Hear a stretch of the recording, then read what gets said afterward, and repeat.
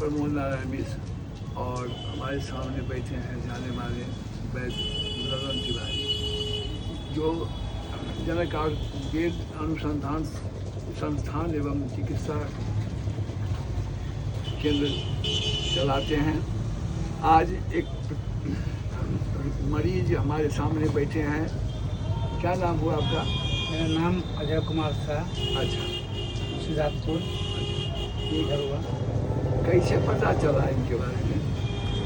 इनके बारे में एक साथी हमको बताया, हाँ, तो हम इनके पास आए और जो दवाई हमको दिए वो रामबाण की तरह हमको काम किया। क्या तकलीफ थी आपको? मेरा तकलीफ था पूरे शरीर में अकड़न, दर्द, कमर से लेके गर्दन तक था, पूरा उंगली अंग था, है ना। हाँ, तो हम 4 या 5 दिन दवाई खाए हैं हाँ, और 4-5 दिन में 40 से 50% मेरा दर्द खत्म हो गया। बड़ी खुशी की बात। इससे पहले इनके यहाँ आने से पहले किसी डॉक्टर से कंसल्ट किए थे आप? देखिए, इनसे पहले हम फिजियो भी करवाए हुए हैं और डॉक्टर से भी मिले हुए हैं, हाँ, लेकिन उससे फ़ायदा नहीं हुआ। ये इलाज हम करा रहे थे 7-8 साल से, अरे वाह, ठीक है ना। लेकिन जो 7-8 साल में फ़ायदा नहीं हुआ, वो हमको हफ्ता 10 दिन में ज़्यादा फ़ायदा हुआ। वाह जी वाह। और हम कोशिश करते हैं कि मेरा जो भी जानने पहचानने वाले हैं उनको हम इनके पास भेजें। अच्छी बात है, जो समाज सेवा है कि भाई जो चारों ओर से थक गए हैं वो वैद्य जी के पास आवे। आपको विश्वास है कि इनकी पूरा दवा- विश्वास है, पूरा हाँ, विश्वास है। अचूक होती है। लगभग मरीज ठीक ठीक होकर होता जाते है। हैं दूर दूर से। ठीक है, आपने इनके बारे में अच्छी राय दी, लोगों को विश्वास जगाया है, इसके लिए आपको बहुत बहुत धन्यवाद। आप क्या पूछिएगा सब कुछ? आप हमसे आप पूछिए। आप बोलिएगा। ये इतना प्रशंसा हो रहा है अब IBS पर। मैं प्रमोद नारायण मिश्र अभी बता चुका हूँ। मेरे साथ बैठे हैं डॉक्टर ललन तिवारी वैद्य जी, जो हर बीमारी के ज्ञाता हैं, अनुभवी हैं, और इनका नारी परीक्षण का मेरी समझ से जोड़ा नहीं है। खैर भाई जी, वैद्य जी, IBS सुनते हैं, मुझे समझ में नहीं आती है कि IBS क्या है। जी, IBS को हमारे भाषा, नमस्कार सारे दर्शकों को, आपको भी धन्यवाद। IBS को हमारे भाषा में आम अम्ल कहते हैं। तो वो शुरू होता है पैर के, खाली पैर यदि कोई कहीं गया गंदा जगह पर, तो उसका जो कीड़ा होता है टो से, उंगली के टो से अंदर घुस जाता है, प्रवेश कर जाता है। नख के टो से, नख बढ़ाना नहीं चाहिए, उससे प्रवेश कर जाता है। उसके बाद वो जा कर के पेट में एमोबिक बन जाता है, फिर जाइडिया बन जाता है, और उसके बाद वो निकलने का नाम नहीं लेता है। ये कहा जाता है रिसर्च में कि आदमी जब मर जाता है तो उसका जीवन रक्षक जितना कीड़ा है शरीर में, सब उसके साथ मर जाता है। लेकिन एक जाइडिया का कीड़ा जो है, सो आदमी के मरने के 4 घंटा बाद भी उसके पेट में जिंदा रहता है। इसी से समझ लीजिए जो कितना असभ है, राक्षस है। तो इसका IBS का पूरा क्या लोग जानना चाहेंगे, क्या है IBS? हाँ, IBS मतलब इंटेस्टाइन बॉवेल्स सिस्टम। तो आंत में जा करके आम जो एक चिकना पदार्थ होता है, जिसको देहाती भाषा में आँव भी कहते हैं। हाँ, देहाती भाषा में आँव कहते हैं, अंग्रेजी के भाषा में म्यूकस भी कहते हैं। बिल्कुल बिल्कुल। तो वो जा करके जम जाता है इंटेस्टाइन में, अच्छा, और अन्न को जो ग्रहण करने का, इंटेस्टाइन में जो अन्न से रस रक्त ग्रहण करने का जो सिस्टम है उस सिस्टम खराब हो जाता है। हाँ। बन गए। उस सिस्टम खराब हो जाता है हाँ और उससे अन्न पचता नहीं है। अच्छा। उसके पैखाना में चिकनापन हो जाता है। अच्छा आईबीएस वाला यदि पैखाना करता है तो सीट में सट जाता है, अच्छा पानी पटाने पर धोता है। ओ तब अच्छा ये सब लक्षण हुआ। ये लक्षण हुआ। ठीक है और जब आईबीएस बढ़ता क्या है क्या तो है? दूध से, गेहूं से,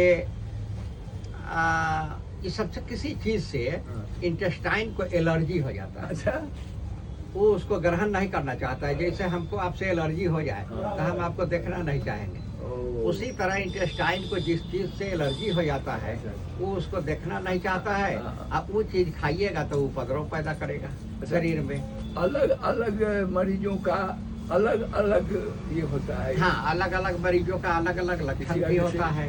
गेहूं से हाँ, किसी को गेहूं से, किसी को दूध से, किसी को दाल से, किसी को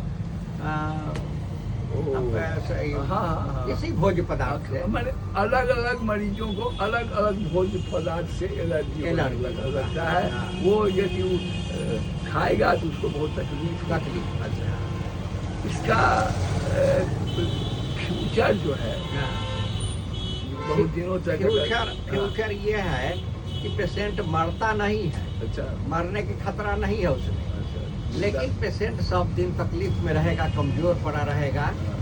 और जब जब म्यूकस बढ़ेगा उसके पेट में तब तब उसको कमजोरी महसूस होगा।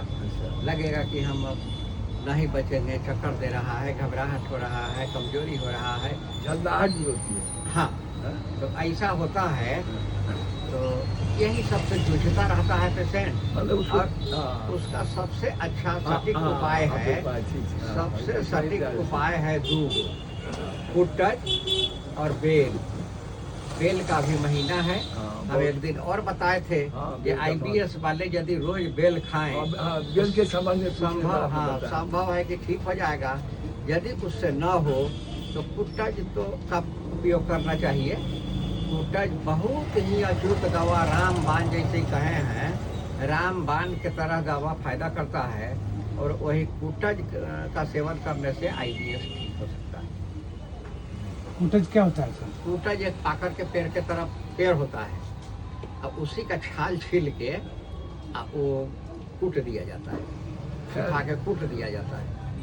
हाँ। मतलब ये कहने का अर्थ है कि ये बीमारी है लेकिन इससे मौत नहीं हो सकती। नहीं, मौत नहीं होती। लेकिन वो जिंदा लाश बन के हाँ, रह जाएगा। तकलीफ होगा, जीवन भर उसको तकलीफ रहता है। हाँ, इसीलिए हाँ, वो कुछ लोग तरह तरह का दवा खिलाते हैं। एलोपैथ चाहे और भी हाँ, हम किसी पैथ का नाम नहीं नाम नहीं लेंगे। किया। हाँ, हाँ, मैंने पैथ का नाम तरह तरह का प्रयोग करते करते हाँ, और और कमजोर हो जाता है। घटने के बदले और बढ़ जाता है। पेशेंट और कमजोर हो जाता तो है। मतलब कहने का अर्थ है हम्म।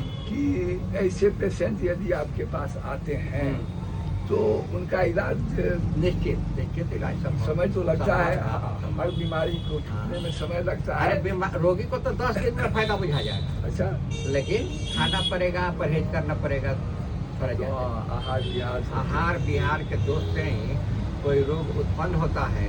जैसे आहार गलत लिए तभी म्यूकस बन गया। आप पैदल खाली पैर गए थे पैखाना, इसलिए आपको डायरिया हो गया। तो ये सब विहार हो गया, ये हो गया व्यवहार। भोजन हो गया आहार। आहार और व्यवहार से ही कोई रोग उत्पन्न होता है और फिर संयम और औषधि से ही रोग ठीक हो जाता है। बहुत अच्छी जानकारी दी आपने।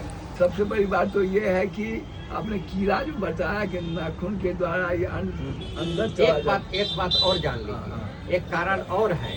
यदि किसी के नाना नानी, दादा दादी या माता पिता कोई बीमारी होगा तो वो अनुवांशिक भी हो जाता है।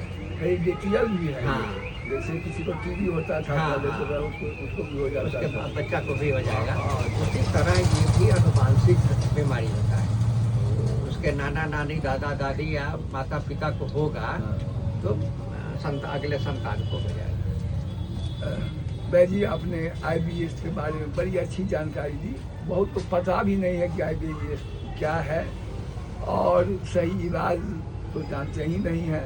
और अनेक जगह जाते जाते पैसा खर्च करते करते करते करते थक जाते हैं छूटने के उद्देश्य से, और उल्टा हो जाता है और बीमारी बढ़ती चली जाती है। आशा है हमारे दर्शक वैद्य जी के राय से लाभान्वित होंगे, इनके इलाज से फायदा लेंगे। अगर यह वीडियो आपको अच्छा लग रहा हो तो लाइक शेयर कमेंट।